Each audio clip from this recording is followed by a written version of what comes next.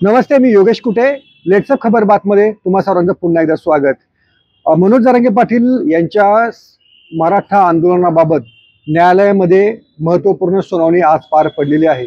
या न्यायालयीन सुनावणीचा अर्थ अनेकांनी वेगवेगळा काढलेला आहे. आपापल्या परीने हा अर्थ काढण्याचा प्रयत्न केलेला आहे. याच्यामध्ये नक्की काय घडलेलं आहे? सरकारचा विजय झालेला आहे की मनोज जरांगे पाटील यांना दिलासा मिळालेला आहे? आंदोलन थांबणार आहे की आंदोलन सरकार गुंडाळायला लावणार आहे? अशा प्रकारच्या अनेक विवंचना किंवा शंका या आंदोलकांपुढे देखील आहेत आणि महाराष्ट्राच्या तमाम जनतेपुढे देखील आहेत.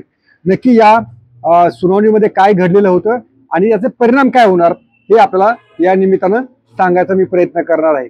सगळ्यात महत्त्वाची जी गोष्ट आहे की खुद्द राज्य सरकार हे आता मनोज जरांगे पाटील यांच्या आंदोलनाच्या विरोधात उघड न्यायालयात गेलेलं आहे. न्यायालयामध्ये सरकार असं सांगितलं की मनोज जरांगे पाटील यांना तुम्ही आंदोलन थांबवायला सांगा. हे आंदोलन बेजबाबदारपणाचं आंदोलन आहे. आंदोलक हिंसक होत आहेत. मुंबईच्या जनजीवनावर याचा परिणाम झालेला आहे. यामुळे कायदा व्यवस्थेचा प्रश्न निर्माण झालेला आहे. त्यामुळे न्यायालयानं आदेश द्यावा आणि हे आंदोलन थांबवायला लावावं अशा प्रकारची विनंती सरकारनं उच्च न्यायालयाला केलेली होती. खरं तर ही जबाबदारी सरकारची आहे. न्यायालयाच्या आडून मनोज जरांगे यांच्यावरती बाण सोडण्याचं जे सरकारचं काम दिसून आलं ते खचितच योग्य नव्हतं. सरकारची जबाबदारी आहे की मनोज जरांगे यांचं जे आंदोलन आहे ते कसं शमवायचं, त्याच्यातून तोडगा काय काढायचा. पण न्यायालयाच्या नथीतून तीर मारण्याचा प्रयत्न आज सरकारनं उघड पद्धतीने केला हे तितकंच खरं आहे. दुसरे याचिकाकर्ते होते गुणरत्न सदावर्ते. त्यांनी तर सिक्सरवर सिक्सर ठोकलेले आहेत. त्यांनी असं म्हटलेलं आहे की मराठा आंदोलकांचं जे जेवण येत आहे ते देखील थांबवा आणि ज्या पद्धतीने हे आंदोलन CST वर चालू आहे, काही आंदोलक नागरिकांच्या गाड्या अडवत आहेत, त्याला तुम्ही अटकाव करा आणि मनोज जरांगे पाटील हे न्यायालयाच्या अटींचं उल्लंघन करत आहे अशा प्रकारचा देखील दावा गुणरत्न सदावर्ते यांनी न्यायालयात केलेला आहे. खरं तर सदावर्ते राज्य सरकारने अशी अपेक्षा होती की उच्च न्यायालयानं तातडीनं मनोज जरांगे यांना आंदोलन गुंडाळायला भाग पाडावं, आंदोलन थांबवायला सांगावं आणि चंबू गाभाळे घेऊन मनोज जरांगे पाटील यांनी थेट आंतरवली सराटी गाठावं अशाच प्रकारचे आजचे राज्य सरकारचे डावपेच होते. खरं तर मनोज जरांगे पाटील यांनी 4 महिन्यापूर्वी याबाबत सरकारला अल्टिमेटम दिलेला होता. त्यांच्या मागण्या योग्य की अयोग्य हा वेगळा मुद्दा आहे. पण सरकारने याच्यावर गेली 4 महिने काय केलं याचं उत्तर खरं तर सरकारनं न्यायालयात द्यायला पाहिजे होतं. पण हे टाळून आंदोलकच कशा पद्धतीनं हुल्लडबाजी करत आहेत, आंदोलकच कशा पद्धतीनं मुंबईमध्ये जनजीवन विस्कळीत करत आहेत या मुद्द्यावरतीच राज्य सरकार ठामपणे बाजू मांडत होतं. याच्यामध्ये आंदोलकांच्या चुका झालेल्या आहेत का? तर निश्चित झालेल्या आहेत. जरांगे पाटील यांनी वेळोवेळी सांगूनही आंदोलक CST वर उतरलेले होते, हुल्लडबाजी करत होते आणि दुसरीकडे त्याचा फटका देखील या आंदोलनात बसत होता. मराठा आंदोलकांची प्रतिमा ही ढासळत होती. त्यामुळं या उच्च न्यायालयामध्ये हा प्रश्न गेला. आता न्यायालयानं नक्की काय म्हटलेलं आहे? 7 आदेश न्यायालयानं दिलेले आहेत. सगळ्यात 7 आदेश कोणते आहेत?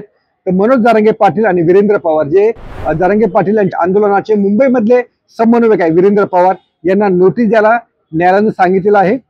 सगळ्यात दुसरी एक महत्वाची गोष्ट आहे की दक्षिण मुंबईतून इतर जे आंदोलक आहेत त्या सर्वांना बाहेर काढण्याच्या सूचना देण्यात आलेल्या आहेत.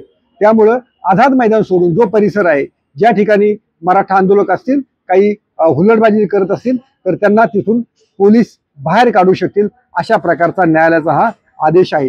उद्या संध्याकाळी 4 वाजेपर्यंत म्हणजे 2 सप्टेंबर रोजी संध्याकाळी 4 पर्यंत सगळे रस्ते मोकळे करायला सांगितलेले आहेत. ही गोष्ट पण आपण समजू शकतो. गणेशोत्सव आहे, मुंबई देशाची आर्थिक राजधानी आहे. त्यामुळं जर कुणी असं बेकायदा रास्ता रोको केला तर साहजिकच त्याचा मोठा अडथळा निर्माण होऊ शकतो. त्यामुळं याच्यावर देखील न्यायालयानं सक्त अशी भूमिका घेतलेली आहे.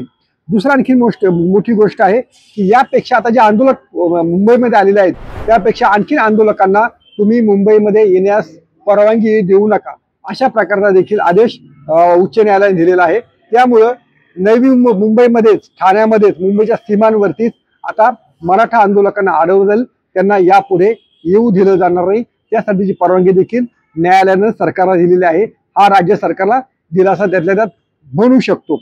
आणखीन मागणी आहे की गुणरत्न सदावर्ते यांनी आंदोलकांना जेवण आणण्यास देखील प्रतिबंध करा अशा प्रकारची एक विक्षिप्तपणे मागणी केलेली होती. पण ही मागणी सुदैवानं न्यायालयानं मान्य केली नाही. हे सुदैव म्हणावं लागेल, नाहीतर आंदोलकांच्या भावनांचा आणखीन उद्रेक झाला असता. तर यातलं घडलेलं काय आहे की मनोज जरांगे पाटील यांना आंदोलन थांबवा असं न्यायालयानं सांगितलेलं नाहीये. 5,000 लोकांच्या उपस्थितीमध्ये आझाद मैदानामध्ये मनोज जरांगे पाटील हे आपलं आंदोलन चालू ठेवू शकतात. आता राहिली दुसरी गोष्ट, त्यांना संध्याकाळी 6 वाजेपर्यंत फक्त आंदोलन करण्याची परवानगी होती. त्यांनी तिथनंच बेमुदत उपोषण सुरू केलेलं आहे. याच्यावर देखील सरकारनं आक्षेप घेतलेला आहे. आता सरकारच्याच काही धोरणाविरुद्ध जर कोणी आंदोलन करत असेल तर त्याच्याविरुद्ध आवाज जर उठवायचा असेल, एखादा उपोषणाला बसला तर त्याची परवानगी देण्याची जबाबदारी खरं तर राज्य सरकारची होती.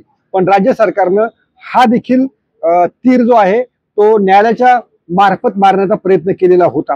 आता उपोषणाला परवानगी द्यायची की नाही हा निर्णय राज्य सरकार घेऊ शकत होतं. तसं निरंतर आंदोलनाचा अर्ज जो आहे तो मनोज जरांगे पाटील यांचा राज्य सरकारकडे, पोलिसांकडे प्रलंबित आहे. त्याच्यावर मात्र सरकारनं अतिशय काही कायदेशीर दृष्ट्या सजग राहून निर्णय घेतला नाही. त्यामुळे मनोज जरांगे पाटील आणि मराठा आंदोलक उच्च न्यायालयामध्ये कसे उघडे पडतील असाच या सरकारचा या पाठीमागचा उद्देश होता. दुसरी महत्वाची गोष्ट आहे, जर भर पावसामध्ये त्या चिखलामध्ये मराठा आंदोलकांना जेवायला मिळत नसेल, पाणी मिळत नसेल तर ते इकडे तिकडे जाणारच होते आणि मग ही जबाबदारी सरकारने तेव्हाच का पार पाडली नाही ही देखील महत्वाची गोष्ट आहे. तुम्हाला आठवत असेल कोरेगाव भीमा 1 जानेवारी जो कोरेगाव भीमाचा दिवस असतो त्यावेळेस देखील कोरेगाव भीमा पेरणे या ठिकाणच्या लोकांनी, स्थानिक दुकानदारांनी आपली दुकानं बंद ठेवलेली होती आणि त्यावरनं मोठा उद्रेक झालेला होता. आणि मुंबईमध्ये देखील पुन्हा असाच प्रकार राज्य सरकार करू पाहत होतं. अनेकांना कोरेगाव भीमाचा संदर्भ पटणार नाही, पण कोणी ज्या क्षणी एखादी मोठी गर्दी येते आपल्या व्यथा वेदना सांगण्यासाठी किंवा काही त्या ठिकाणी अभिवादन करण्यासाठी येते, तेव्हा विशिष्ट राग मनामध्ये धरून जर कुणी असं अत्यावश्यक सेवा देणारी दुकानं जर बंद ठेवली तर साहजिकच त्या जमावाचा, त्या जथ्याचा, त्या झुंडीचा उद्रेक होणं अपेक्षितच होतं. खरं तर तेव्हा सरकारनं अशी दुकानं उघड्याला भाग पाडणं गरजेचं होतं, ते केलं नाही. त्यामुळे मग आंदोलक इकडे तिकडे फिरत राहिले, गावावरनं जेवणाच्या गाड्या बोलवत राहिले. ही देखील बाब न्यायालयाला समोर आली, हे बरं झालेलं आहे. अर्थात आंदोलकांची आणखीन एक चुकलं, त्यांनी वानखेडी किंवा ब्रेबॉर्न स्टेडियमच आंदोलनासाठी मागितलेलं होतं. न्यायालयाने त्यांना सुनावलं की तुम्ही काय मागतात, काय मागणी करतात याचं भान तुम्हाला आहे का. त्यामुळं सध्या जे काही चित्र आहे असं चित्र आहे की मनोज जरांगे पाटील हे आंदोलन चालू ठेवू शकतात. त्यांचा अर्ज अजूनही राज्य सरकारकडे प्रलंबित आहे. उपोषण करावं की नाही यास हे न्यायालय ठरवू शकत नाहीत. तो ज्याच्या त्याच्या अभिव्यक्तीचा आणि घटनेने दिलेला स्वातंत्र्याचा अधिकार आहे असं मला वाटतं. त्यामुळं राज्य सरकारनं रडीचा डाव न्यायालयाच्या मार्फत खेळण्याऐवजी थेट मनोज जरांगे पाटील यांच्याशी चर्चा सुरू करावी. मनोज जरांगे पाटील यांच्या मागण्या मान्य होत असतील तर त्याबाबत समजूत काढावी. मागण्या मान्य होत नसतील तर त्या कशा प्रकारे त्यांना शांत करून परत पाठवायचं याचा देखील विचार राज्य सरकारनं करावा. पण एकूणच मनोज जरांगे पाटील हा आत्ताचा मुद्दा झाला, पण जेव्हा जेव्हा लोकांना मुंबईमध्ये आंदोलनासाठी यावं लागेल तेव्हा तेव्हा जरांगे पाटील यांच्याच आंदोलनाचा त्यांना दाखला दिला जाईल की कशा प्रकारे न्यायालयामार्फतच राज्य सरकार अशा प्रकारे आंदोलन चिरडू पाहत आहे. म्हणजे विरोधकांचा आवाज, म्हणजे ती कोणाची मागणी असू दे, उद्या ओबीसीची जरी मागणी असेल, त्यांना जर आझाद मैदानावर बसायचं असेल तर ती देखील परवानगी मिळाली पाहिजे.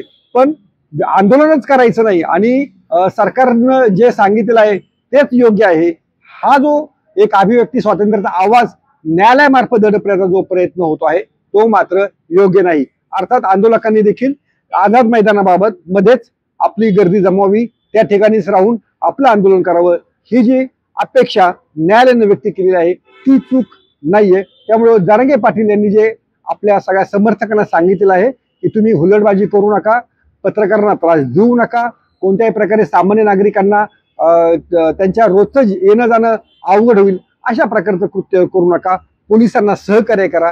या ज्या बाबी आंतरवली सराटीमध्ये त्यांनी पार पाडलेल्या होत्या त्याची देखील अंमलबजावणी मुंबईमध्ये जर झाली तर आंदोलन, त्यांचा जो अभिव्यक्ती स्वातंत्र्याचा अधिकार आहे तो देखील अबाधित राहील आणि मुंबईचं जनजीवन देखील व्यवस्थितरित्या चालू शकेल. त्यामुळं या आजच्या सुनावणीमध्ये मनोज जरांगे पाटील यांना काही जी चपराक बसली आहे असं जे काही वातावरण निर्माण केलेलं आहे ते योग्य नाहीये. त्यांचं आंदोलन चालू आहे, ते चालू ठेवू शकतात, फक्त सरकारने त्यांना परवानगी दिली पाहिजे एवढंच. त्यामुळं याबाबतच्या विविध अपडेटसाठी लेट्सअप फॉलो करायला विसरू नका. पात्रा लेट्सअप मराठी.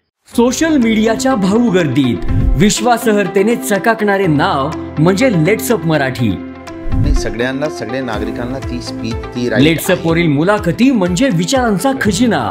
त्यानंतरच्या निवडणुकीमध्ये मला सोडून गेले.